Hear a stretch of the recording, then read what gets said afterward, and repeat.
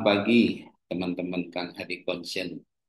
Uh, IDI akan mengadakan perhelatan besar, yaitu Muktamar uh, di Lombok kali ini, Nusa Tenggara Barat.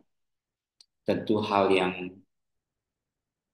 menjadi catatan penting kali ini tidak memilih presiden elek karena sudah dihapuskan, jadi tinggal mengangkat uh, Dr. Slamet Budiharto sebagai Ketua Umum uh, Pengurus Besar Ikatan Dokter Indonesia ke depannya, menggantikan Dr. Adib Humaydi yang melakukan purna tugasnya di bulan Februari ini, 2025.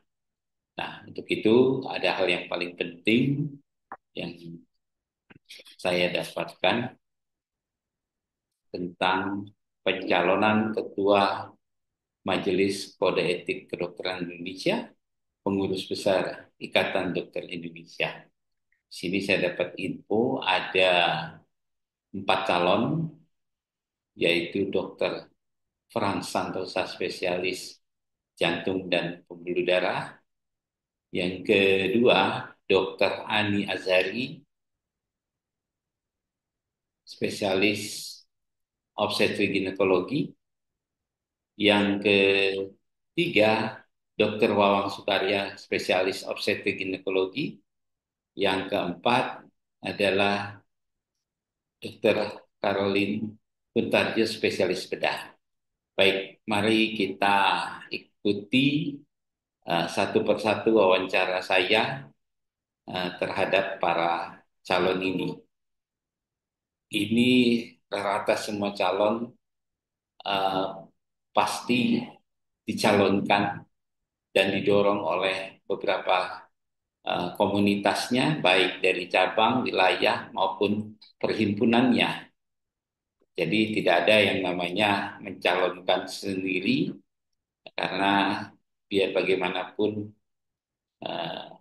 Majelis Kode Etik Kedokteran Indonesia ini, tentu para calon ini sudah berkiprah lama, baik di organisasi fungsional maupun di kemajelisian. Baik, marilah kita bisa bersama-sama menyaksikan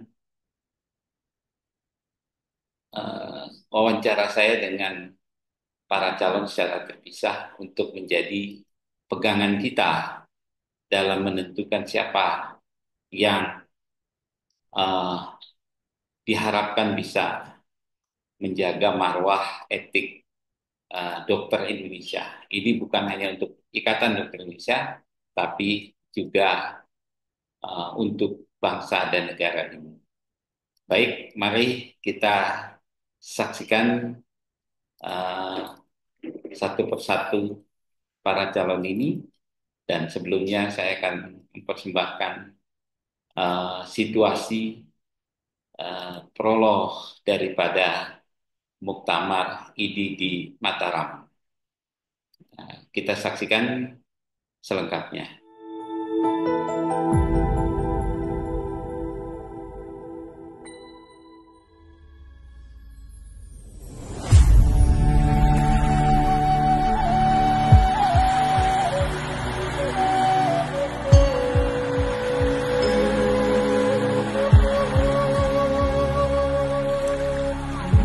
Hati mana yang tak terpana saat disuguhkan keindahan alam serta syahdunya untayan doa dan budaya yang menyatu sempurna.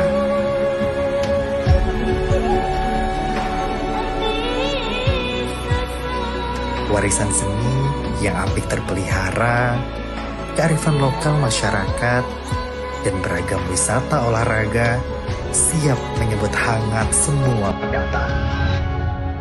Selamat datang di Kota Mataram, Nusa Tenggara Barat.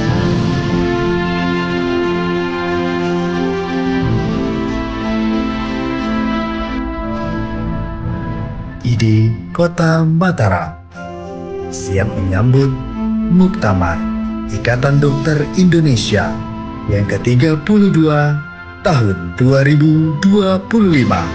Bagi seluruh dokter terbaik tanah air, saatnya berkumpul di tanah yang indah ini untuk merajut ikatan kebersamaan dalam semangat yang membara. Bersilaturahmi, berbagi, dan berdiskusi untuk mewujudkan kemajuan besar dalam dunia kesehatan Indonesia.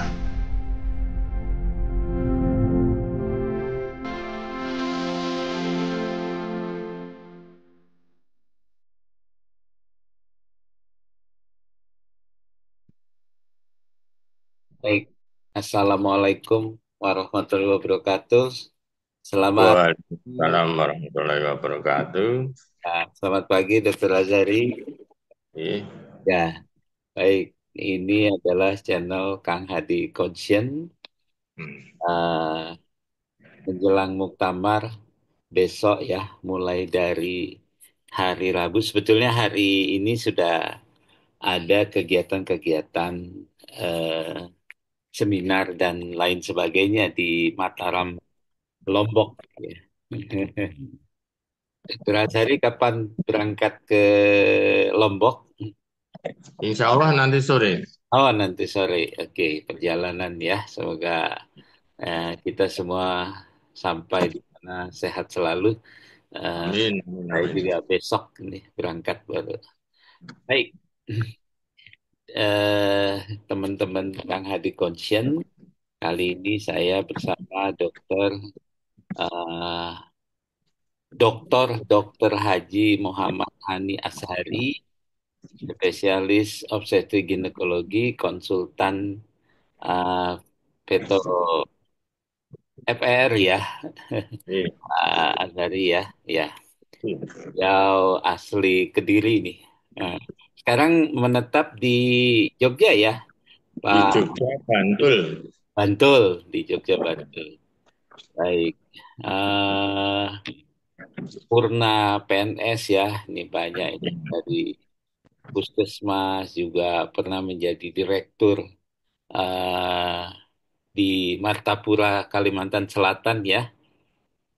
Nah, alumninya yang saya baca adalah Fakultas Kedokteran Universitas Gajah Mada ya. Eh, Iya.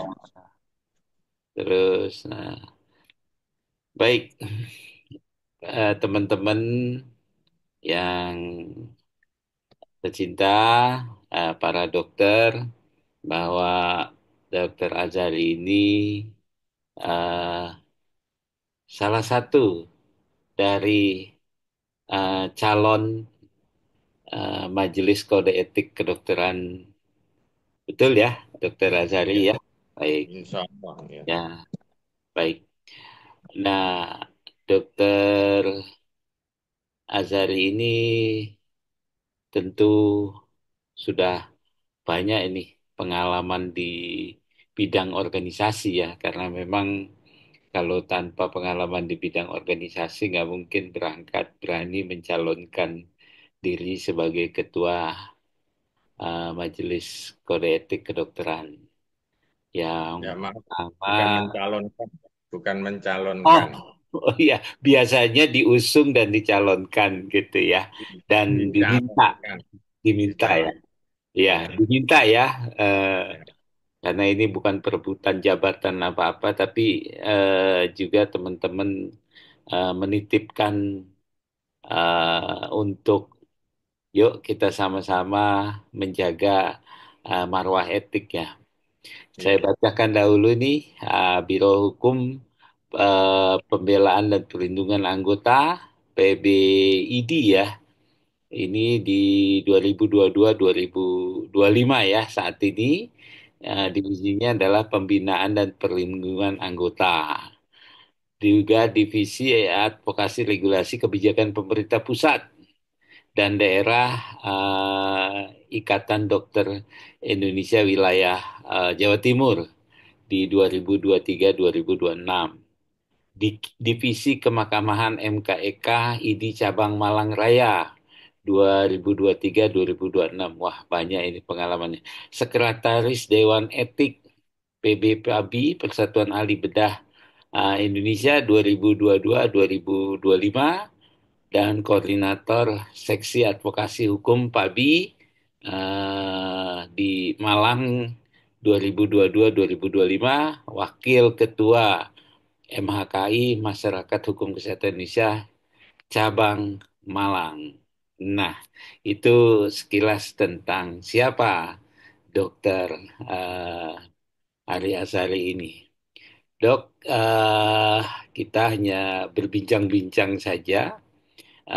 Kira-kira apa yang eh, menjadi dorongan daripada teman-teman, dan setelah biasanya kita di organisasi, eh, orang yang mengomandani tentang etik dokter ini, apa yang menjadikan motivasi daripada akibat dorongan teman-teman untuk menjadikan, yuk Dokter Azhari mencalonkan diri menjadi Ketua Majelis Kode Etik Kedokteran Indonesia. Silakan Dokter Azhari, mungkin bisa disampaikan.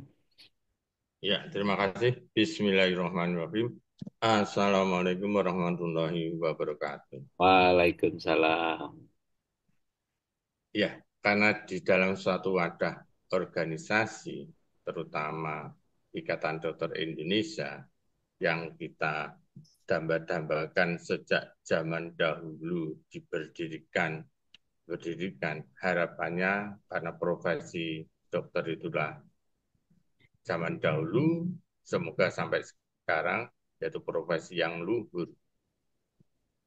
Keluhurannya karena selalu memohon izin terhadap dalam hal mengurangi penderitaan, memperpanjang usia atas izin dari Allah, kita menjaga amanah yang dititipkan dari Allah tentang ilmu, namun segala sesuatunya dengan izin Allah kesemuanya itu. Nah, di sini sebagai seorang dokter tentunya sudah dilengkapi dengan segala keimanan agama apa saja yang dianut. Seorang individu hamba dari Allah itu sebetulnya sudah cukup untuk selalu menjaga etik, karena etik ini ada di dalam sanubari masing-masing individu. Semua agama tentunya sama dalam hal bagaimana selama menjalani kehidupan ini tidak mengganggu, menjadikan orang lain menjadi tidak nyaman dengan adanya kita. Nah, di dalam sumpah kita juga sudah ada, terutama hubungannya dengan antara sejawat terhadap guru-guru kita, selalu harus menghormati. Kemudian kepada sejawat jangan sampai membuat teman itu tidak nyaman.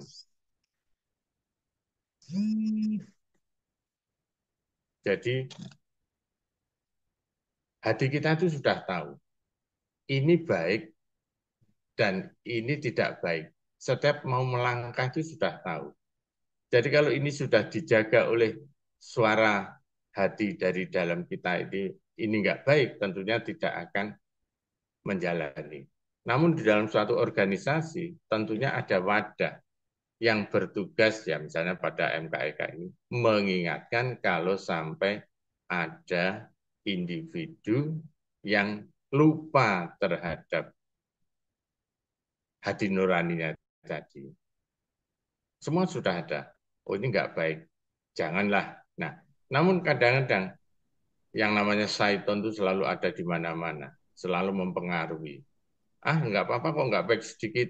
Nggak apa-apa kok. Nah, itu akhirnya lupa sedikit, akhirnya lupanya akan banyak. Jadi, biasanya terpengaruh oleh masalah dunia. Nah, dunia inilah yang penuh dengan berbagai macam percobaan, cobaan terhadap perjalanan dalam hal menjalani amanah tersebut. Inilah yang perlu diingatkan bagian selalu ingatkan. Apalagi juga ada firman dari Allah bahwa saling mengingatkan itu akan menguntungkan dari segala pihak. Karena suatu iman bisa naik turun, inilah manusia. Jadi berbeda dengan malaikat yang datar aja keimanan, karena tidak ada faktor negatifnya. Kalau manusia lengkap, Allah menciptakan manusia dalam keadaan sebaik-baiknya, namun tinggal kita bagaimana menjaga amanah tersebut untuk selalu di jalan yang diridhoi dari Allah. Mungkin sementara di Ya, situ. baik Pak Dokter Azari. Nah, kalau melihat dari mendengar dari motivasinya Dokter Azari di memang sudah bertekun di masalah etik ya, hukum, tapi yang lebih kita utamakan karena profesi kita adalah profesi yang mulia, officium nobile ya. Nah, ini dihubungkan dengan keimanan ya.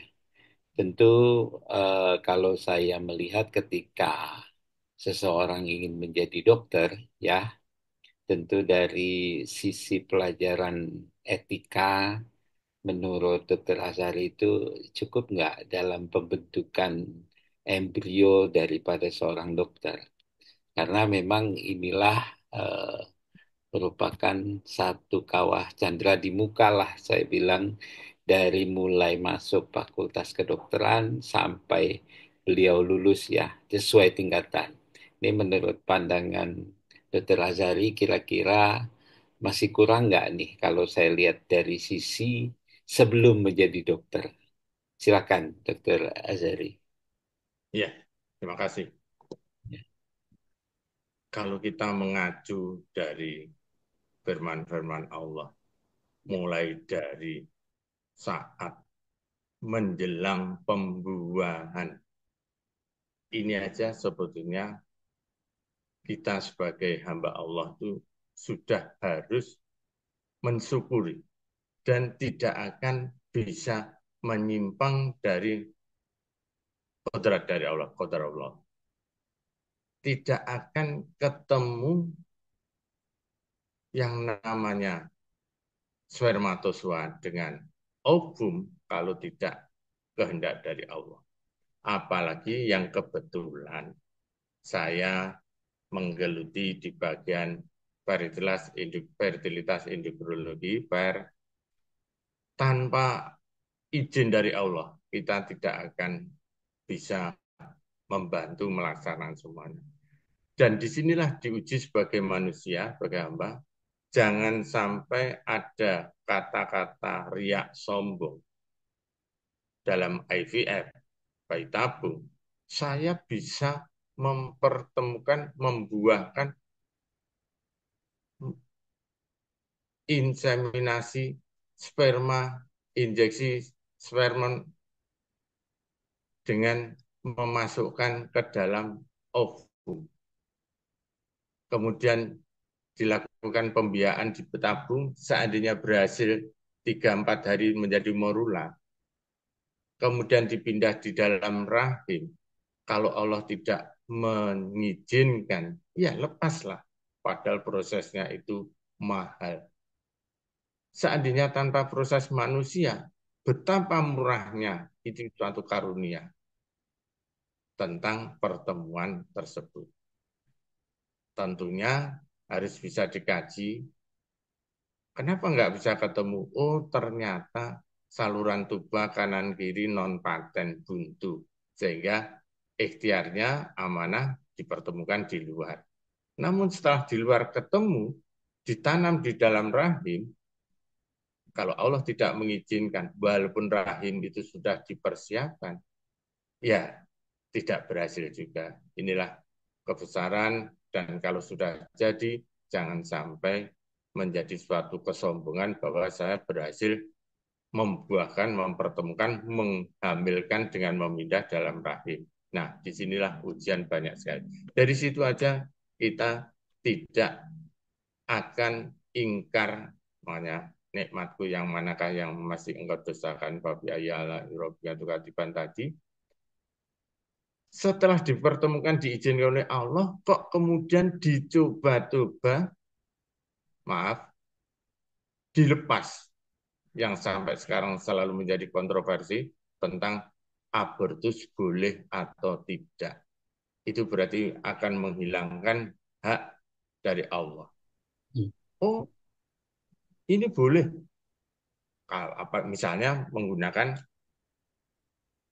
Allah memberikan ruh alastu birabbikum pada 120 hari. Kalau gitu sebelum dimasukkan roh, boleh digugurkan. Nah, ini juga sudah melawan qadar Allah.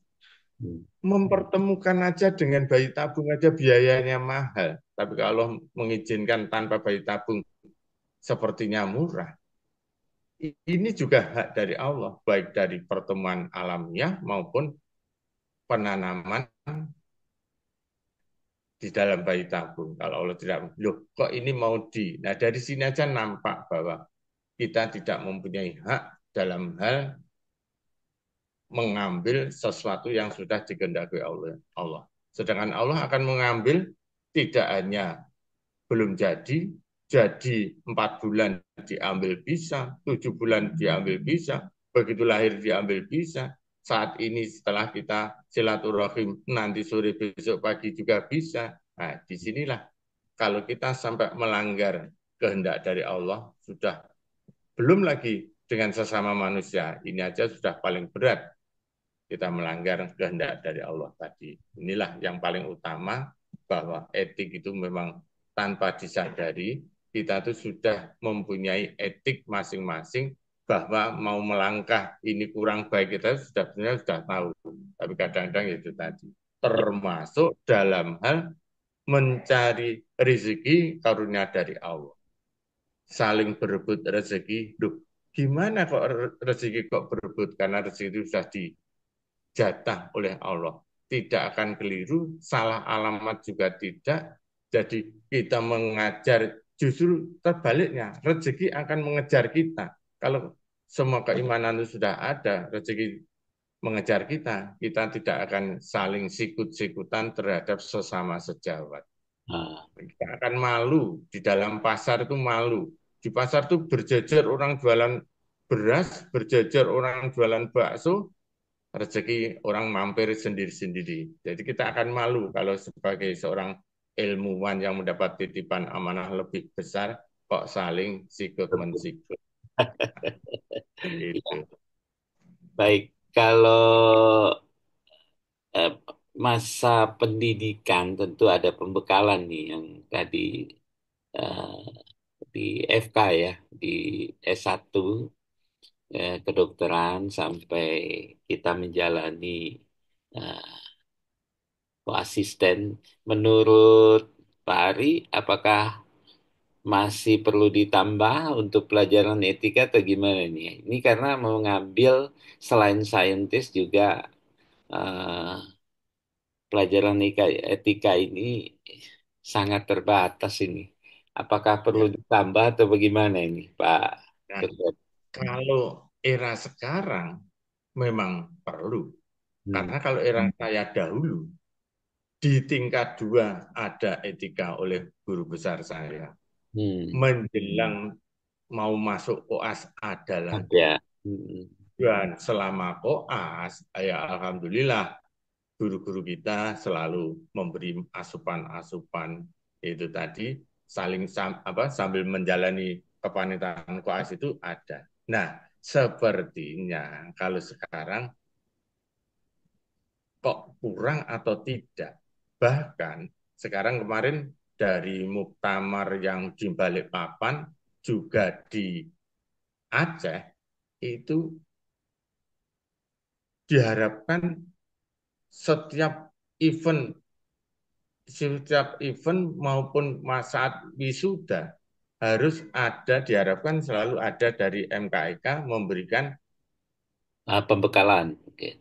pembekalan. Loh, jadi kan kalau dikatakan harus itu berarti kan di dalam kurikulum yang seperti saya tadi pada waktu tingkat 2 ada pelajaran etika, kemudian menjelang koas ada lagi, kemudian selama pengendalian koas juga ada, berarti sudah tidak ada. Hmm. Itu apalagi dengan kurikulum yang dipampatkan. Nah, Itu tadi. dimepet-mepetkan ya. Dipepet-pepetkan, tapi sekarang malah ditambahin apa internship. Hmm. Nah, itu kan berarti kan sudah diluluskan tapi digandoli. Ini kurang Nah, bekalnya. Jadi perlu pengalaman lagi selama 1 tahun, 8 bulan di rumah sakit, 4 bulan di puskesmas. Lah, kenapa nggak seperti jadi belum bisa dilepas seperti zaman dahulu. iya, Itu. baik. Dok, kalau melihat situasi yang ada sekarang ini, tentu kita eh, tidak lepas daripada program pemerintah ya, bahwa dokter itu terkontrol ketat oleh organisasi eh, profesinya, ditambah dengan regulasi yang dimiliki oleh yang punya kewenangan meregulasi yaitu pemerintah. Kalau menurut dokter ya, melihat mencermati situasi yang ada, bagaimana ID ini di pusat ya dengan lahirnya Undang-Undang Omnibus Law Nomor 17 2023, nampaknya ID ini tidak terlalu dilibatkan.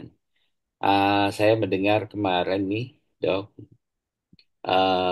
ada satu yang biasanya pembekalan intensif itu melibatkan Ikatan Dokter Indonesia untuk pembekalan, tapi nama ID ini kelihatannya sudah hilang. Ini eh, memang program internship ini adalah program pemerintah pusat ya. Dalam hal ini Kementerian Kesehatan yang bertanggung jawab.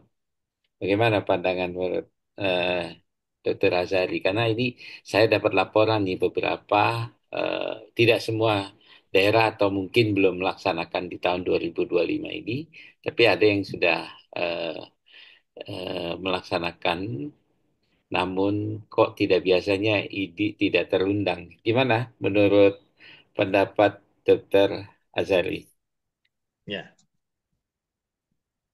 maaf ya, kemarin pada saat Omnibus Law Undang-Undang di 2003 Ya. itu kan sudah terjadi kontroversial dan bahkan masing-masing ID, masing-masing wilayah selalu menghadap ke DPR dengan adanya Omnibus Law itu tadi.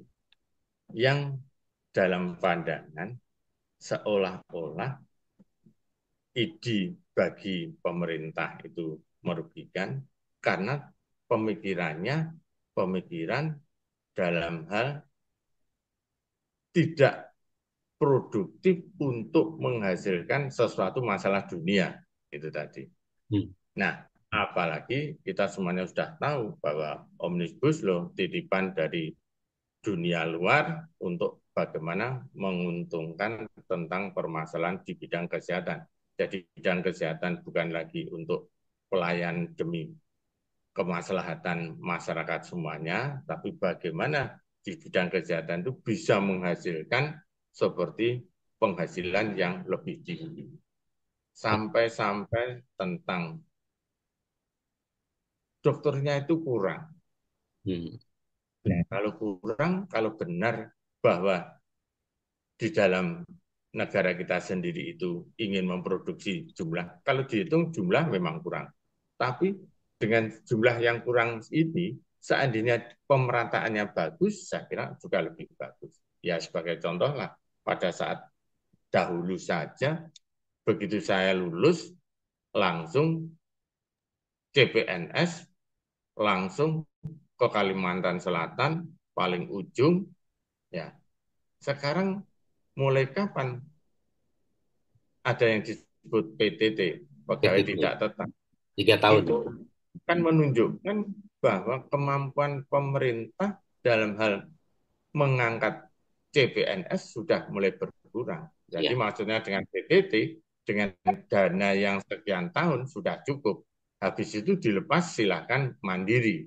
Hmm. Nah, Kalau zaman dahulu dengan CPNS berarti sampai sekarang seolah yang disebut menjadi beban, sekarang pensiunan aja disebut menjadi beban, padahal pensiunan kita menggunakan uang kita sendiri yang 2% disimpan untuk masa pensiun. Ya, itu tadi. Ya, dari situ disebut kurang, loh kok malah mendatangkan dari luar. Nah, Dokter asing. seperti ini. Idilah yang paling berperan, yang tahu segala lapangan itu ID. Maksudnya ID itu bukan ingin menguasai, Hmm, bukan ingin menguasai, tapi mengatur, apalagi masalah etik, menjaga kemarwahan bahwa seorang dokter itu suatu profesi yang luhur demi, ya tentunya karena demi itu ya itu tadi titipan amanah dari Allah itu selalu dijaga, selalu dijaga. Kalau ada yang lupa diingatkan. Loh, kok tidak diingatkan berkali-kali datang aja nggak mau, nah berarti sudah nggak cocok di rumah besar identitas sudah nggak cocok. hmm, Nah, kenapa nggak cocok? Sebetulnya ya karena ternyata kelihatan di ID itu dibatasi. Loh, padahal pembatasan tadi demi baiknya, apalagi di dalam etik. Jangan sampai sikujutan dalam hal mencari rezeki. Malu kita sama orang-orang pasar yang dengan ikhlas bagaimana cara mempromosikan secara etik, sopan, bahwa rezeki itu nggak usah dikejar karena Allah akan membagi rezeki sendiri-sendiri itu tadi. Nah, ya, gitu. baik. Dokter Azari, ini kan kalau berbicara tentang Undang-Undang 17 tahun 2023 tentang kesehatan yang cukup heboh ya, Undang-Undang Omnibus Law, tentu Ikatan Dokter Indonesia sudah tidak dituliskan seperti pada Undang-Undang eh, Praktek Kedokteran atau Undang-Undang Kesehatan yang lama ya, nomor Ya, 36. Nah, di situ ada pasal yang menyatakan bahwa eh, ada organisasi multibar dapat membentuk organisasi profesi. Nah, menurut pandangan Dr. Azari, ketika organisasi ini multibar, ya, memang sudah menamakan salah satu organisasi yang memang eh, menyerupai seolah-olah dengan Ikatan Dokter Indonesia karena memang di dalam undang-undang belum tercipta undang-undang apa yang disebut dengan undang-undang organisasi profesi ya. Kalau saya berhayal ciptaan harus diwujudkan undang-undang profesi profesi ya, termasuk juga dengan notaris juga mungkin sangat memerlukan itu ya, supaya memang yang kita ketahui sekarang ini adalah untuk perlindungannya itu adalah undang-undang tentang keormasan ya. Jadi itu eh, eh, secara de facto memang hanya berlindung di undang-undang di situ ya, nirlaba, organisasi massa dan lain-lainnya. Menurut pandangan Dr. Azari, bagaimana nanti ID yang umurnya seumur Republik ini dalam menyikapi etika anggotanya. Sekarang ini saya bilang anggotanya karena kalau dulu kan seluruh dokter tuh pasti berinduknya kepada Ikatan Dokter Indonesia. Kalau sekarang nih seperti kita ketahui ya, Dokter Azari akhir-akhir ini kita dipertontonkan kalau melihat secara hukum, saya bukan menyinggung apa-apa, eh, misalnya organisasi advokat pecat di sini lari ke sana, pecat di sana lari ke sini, itu bisa terjadi kecuali license-nya sumpah advokat itu dicabut. Nah, kita sekarang ini STR, surat tanda registrasi juga sudah seumur hidup nih. Peran ini sudah tidak diperlukan lagi di dalam apa namanya rekomendasi ya. Nah, ini juga banyak Pemda yang juga masih Dinas Kesehatan masih membutuhkan peran ID dalam mengontrol etika.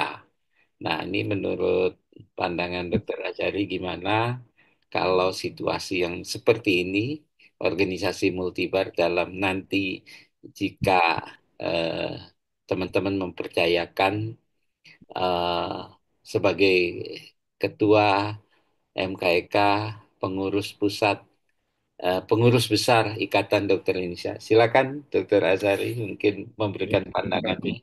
Hmm. Kembali lagi, inamal amalum binniat. Hmm. Niatnya Ya. dari rumah besar ID tentunya akan dimulai dari niat masing-masing anggota yang kemudian disusun di dalam suatu kepengurusan. Ya. Dan di sini kepengurusan ID itu ada yang bilang orang yang mau menjadi pengurus ID itu orang gila. Hmm, Iya, iya. orang gila. Kok mau-maunya membuang waktu. Nah, ini kembali lagi tujuannya itu supaya rumah besar tadi tetap berdiri di mana saja. Nah, tentang kembali lagi ketidakpuasan, ya kita bisa berintrospeksi diri tentang rumah besar ini tadi. Apakah benar kita sudah memberi pengayoman terhadap anggota? Ya. Apakah benar kita sudah bisa mensejahterakan anggota? Selintas selalu menjadi sorotan seolah-olah ini kok cuma iuran saja. Terus Hmm. kemana iuran-iuran itu? Sampai-sampai dilirik, dihitung menjadi angka yang besar, padahal tidak pernah menjadi angka yang besar ini kalau mereka tidak duduk di kepengurusan. Semua dana iuran selalu dikembalikan menjadi acara sosial, berbakti sosial, hari bakti dokter ID tiap tahun ke masyarakat, ke semuanya selalu kita jalankan. Nah, mereka yang tidak mau masuk ke dalam kepengurusan akhirnya menganggap ini uangnya untuk apa. Ya. Itu satu. Terus tentang yang selalu dilirik dari luar tentang pemberian SKP Hmm. dihitung juga sehingga keuangan menjadi besar. Untuk apa? Setiap ada undangan, setiap pertemuan mulai dari cabang, daerah kabupaten dengan anggota 500 itu yang datang 50 itu hebat sekali. Ya, betul. Kenapa? Dengan alasan, wah ini hari keluarga. Nah, itu alasannya itu. Hmm. Padahal selalu terbuka semuanya. Lumayan misalnya pada pertemuan tahunan yaitu sawalan. Itu karena niatnya silaturahim. Itu lumayan. Ya, 40% Dibandingkan. bagus. Padahal dana yang dikeluarkan pun juga dihitung sejumlah anggota. Maaf ya. Jadi iuran itu tadi misalnya, oh samalan, anggotanya berapa? Ya kita membuat konsumsi ya sesuai dengan jumlah anggota, bolehlah dihitung 90%. Itu pun juga selalu sisa. Ya karena mereka tidak mau datang. Tuh, Hmm. seperti itu. Jadi jangan disalahkan kepengurusan dalam hal ini. Nah, setelah ada sesuatu yang sedikit menyimpang dari etika, kemudian kemudian di apa? Diingatkan itu ada rasa sakit hati. Nah, Hmm. dalam hal menerima peringatan Dari merasa organisasi. sakit ya, karena tidak pas sesuai dengan hati yang tadi positif tadi. Jadi lebih tertutup dengan negatifnya. Hmm. Terus belum lagi kalau diingatkan, wah itu kelihatannya iri karena saya mendapatkan penghasilan yang lebih banyak. Nah itu sebetulnya tidak masalah ini ya. Dipandang masalah etika yang perlu diingatkan tadi. Hmm. Kemudian dengan sekarang pemberian SKP bukan dari lagi organisasi ID profesi, namun kalau kita lihat dari pusat Kemenkes mengadakan seminar-seminar yang sifatnya online Ya. lewat Zoom dengan biaya murah 39.000, terus kemudian 49.000, tidak seperti kalau kita mengadakan pertemuan pertemuan aja kadang 100 itu aja tidak banyak juga yang ikut. Lah sekarang kalau secara online itu hitungannya seluruh Indonesia. Nah, Hmm. berarti kan pendapatan yang 40.000 kali seluruh Indonesia untuk mengejar nilai SKP supaya memenuhi jumlah tahunan nanti dalam mengurus SIP-nya. Nah, apakah tidak sama bahkan lebih besar dari Ya, pendapatan yang tadi kalau dihitung? Dan masing-masing semua kalau mengejar SKP selalu ikut karena online. Tapi maaf, benarkah mendengarkan ya. dengan online tersebut? Ya, dengan Kadang nggak daftar. tepat ya, Dok ya. Nah, terus Maksudnya kan dari yang bukan bagian kita malah bisa masuk. nah, ini Nah, akhirnya semua ikut. Lagi-lagi jamnya jam kerja. Kapan bekerjanya? Kan di sekitar jam 9 sampai jam 11 siang itu ya, terus ya. Nah, ini kalau diikuti semua karena demi nilai SKP, akhirnya dapat dikatakan enggak. Nah, akhirnya semua percaya hanya daftar bayar 40.000, 39.000, angkanya mesti kecil-kecil ganjil itu ya. tadi, tapi kali berapa jumlahnya dokter di Indonesia. Jadi industri Dan juga ya ini, Dok. nggak sama, disiplin ilmunya nggak sama gitu tadi. Nah itu hanya sekedar wawasan dalam hal melihat kondisi Betul. situasi sekarang itu tadi. Ya, Jadi kembali lagi masing-masing individu bagaimana dalam hal mensikapi sesama toleransi, sesama sejawat yang sudah disumpahkan pada saat pengangkatan sumpah bahwa saya akan menganggap seperti saya ingin diperlakukan sejawat itu. Jadi kalau dulu dengan kata-kata saudara kandung, wah iya, kalau saudara kandung semuanya nggak tega, ya karena saudara kandung. Nah itu malah malah menjerumuskan. iya, Sekarang dengan logikanya, kalau aku diinginkan menjadi nyaman, saya juga akan memberi nyaman kepada sesama sejawat. Itu tadi. ya. Dok, Ya, ini sudah mungkin sebentar lagi kita sudahi wawancara. Karena memang janji saya ini 30 menit nih sudah agak lewat tapi nggak apa-apa. Jadi sekitar 40 menit ya.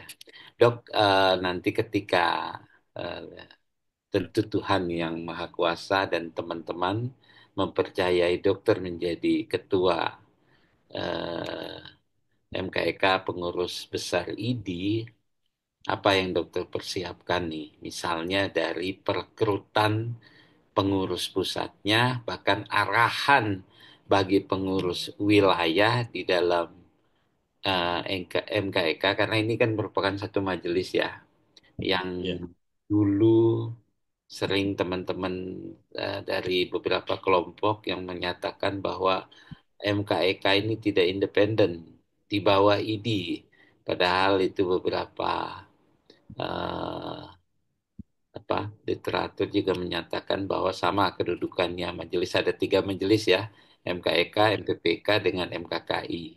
Gimana dokter memberikan arahan kepada juga pengurus ID wilayah dan cabang di dalam membentuk eh, ketua maupun pengurusannya ya, yang anggota daripada MKK. Kira-kira dokter memberikan arahan apa terhadap perekrutan di PB, sehingga dokter nggak bisa bekerja sendiri ya. Terus juga untuk pengurus MKK wilayah dan cabang. Silakan dok. ya.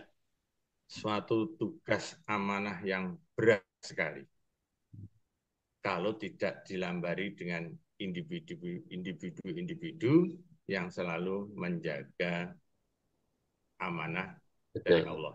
Hmm, Paling berat, itu paling berat.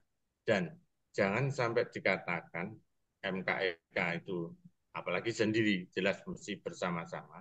Dan keputusan itu ya selalu bukan milik keputusan seseorang, misalnya ketua, tapi merupakan musyawarah yang paling baik. Kemudian yang tadi disebut tidak mandiri, justru tugasnya MKEK itu kan wadah untuk mengingatkan di dalam rumah besar ID tadi. Jadi seperti maaf kemarin ya, pada waktu keputusan di Aceh sampai melepas keanggotaan teman sejawat. yang disalahkan tuh ketua ID. Wah, itu kan nggak pas sekali. Bahwa kita tahu bahwa ini keputusan sebetulnya sudah sejak dari Balikpapan sebelumnya sudah, tapi kapan menyampaikannya itu kapan itu kurang nggak enak, selalu nggak enak, nggak enak. Nah, sampailah terakhir di Aceh tersebut. Ya, yang disalahkan ketua ID. Padahal ketua ID tinggal mengumumkan berasal dari MKEK. Hmm. MKEK menggodoknya sudah lama selalu. Ini apakah bukan suatu toleransi yang bagus? Siapa tahu nanti diingatkan jadi kembali lagi baik. Nah, bukan suatu keputusan seorang ketua MKEK. Pertemuannya sudah berkali-kali. Nah, kembali lagi, setiap individu kalau diingatkan, yuk ini maksudnya siapa aja mesti tahu bahwa ini baik. Tidak ada istilah abu-abu, baik dan tidak baik. Hmm. Ya, kalau baik ya akan berjalan dengan baik sesuai ridho dari Allah. Kalau tidak baik, sebaiknya tidak dijalani. Apapun langkah bermacam-macam spesialis kita misalnya. Ya. Itu. Dok, kalau dulu eh, rekomendasi kan dari kita ketika dokter dicabut rekomendasinya karena melanggar etik yang berat dari mulai tentu yang ringan peringatan secara tertulis bahkan skorsing atau apalah ya dari mungkin disiplin itu kan eh, mulailah campur tangan pemerintah apalagi nanti di bagian hukum ya penegak hukum. Nah, ketika dokter itu melanggar etik saja, itu kan ada disclaimer bahwa ini tidak boleh digunakan untuk eh, lembaga apapun. Ya. Tetapi itu kan ketika kita memberikan vonis ya bahwa ini dokter melanggar etik, tentu ada sesuatu konsekuensi ikutan baik untuk disiplin maupun hukum. Dan ada satu perkataan mungkin kalau saya salah mau dikoreksi ketika dokter itu melanggar eh, hukum, tentu dia ada pelanggaran di etiknya. Tapi kalau eh, pelanggaran etik belum tentu karena itu kan ada 28 kondak ya, itu sangat luas sekali. Nah, ketika ini menghadapi eh, situasi sekarang, tentu ini hanya berlaku buat anggota kita. Atau memang kan sudah tidak diperlukan lagi dokter ini. Kalau saya quote and quote, dokter itu masuk ke dalam satu ikatan. Itu yang dipropaganda bahkan oleh pemerintah ya. Dalam hal ini eh, tentu banyaklah yang kita mendengar bahwa itu tidak mesti harus dari anggota ini. Kenapa? Karena tentu di dalam satu regulasinya sudah tidak memerlukan rekomendasi daripada Ikatan Dokter Indonesia sendiri. Bagaimana menurut dokter nih menyikapi hal ini? Ini mungkin terakhir. Justru etikalah yang menjadi pegangan paling utama. Hmm. Kalau sudah melanggar etika kurang sedikit aja, nanti berbeloknya mesti ke arah disiplin ilmu yang juga akan di Hukum. yang disiplin ilmunya akan dilanggar Yeah. itu karena sudah etiknya nggak dipegang Hmm. itu. Jadi malah terbalik ya. Ini melanggar disiplin ilmu tapi nggak melanggar etik, itu malah malah Wah, enggak. kembali ya. Etiknya, biasanya etiknya dulu dilanggar, ya dah. Itu individu etiknya dulu dilanggar yang tadi saya bilang sebetulnya sudah tahu ini baik atau tidak. Nah, kemudian melangkah ke disiplin ilmu yang sebaiknya tidak dikerjakan. Nah, sebagai contoh untuk yang paling mudah saya mencontohkan profesi saya. Dilakukan seksio cesaria Hmm. dengan indikasi plasenta previa, Ya. pada plasenta previa tidak pernah ada riwayat initial bleeding. Hmm. Pembentukan SBR itu ditandai dengan inisial bleeding perdarahan antepartum mulai dari sekitar 28, muncul lagi 30, muncul lagi 32. Ini tidak terjadi. Ya, kan? Kemudian dilakukan seksi sesariah karena plasenta previa. Kadang-kadang plasenta letak rendah juga dibuat indikasi untuk melakukan seksi sesariah. Terus ya.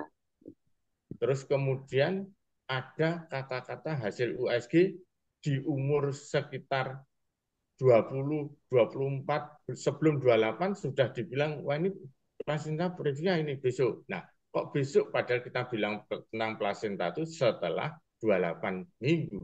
Hmm. Itu aja tandai dengan adanya perdarahan antepartum. Zaman dahulu belum ada USG, seolah-olah lebih aman karena tidak ada riwayat perdarahan antepartum, kecuali plasenta letak rendah di belakang memang perdarahannya ada di menjelang persalinan. Itu pun juga dilakukan pemeriksaan sebelum terjadi persalinan, ditemukannya zaman dahulu ini, ditemukannya ada plasenta di belakang pada waktu periksa dalam nampak terasa. Nah, itu jadi kata-kata seksi cesarea itu bukan suatu. Nah, di sini akhirnya dilakukan seksi cesarea. Nah, ini kan sudah melanggar disiplin ilmu disertai didahului oleh etik yang menipu dirinya sendiri, bahkan itu disaksikan oleh Allah. Itu tadi. Jadi apa perjalanan kehamilan sampai persalinan yang diamanahkan oleh Allah untuk ibu ini diintervensi oleh sejawat yang bagaimana supaya mendapatkan finansial lebih karena Iya.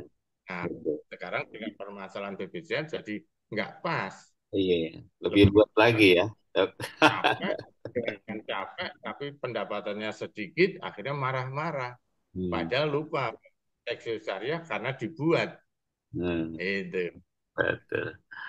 Dok, Dokter Azari, mungkin karena begini, pemilihan ketua MKK itu tentu merupakan satu amanah ya. Jarang orang mempromosikan dirinya. Pilihlah saya, tidak.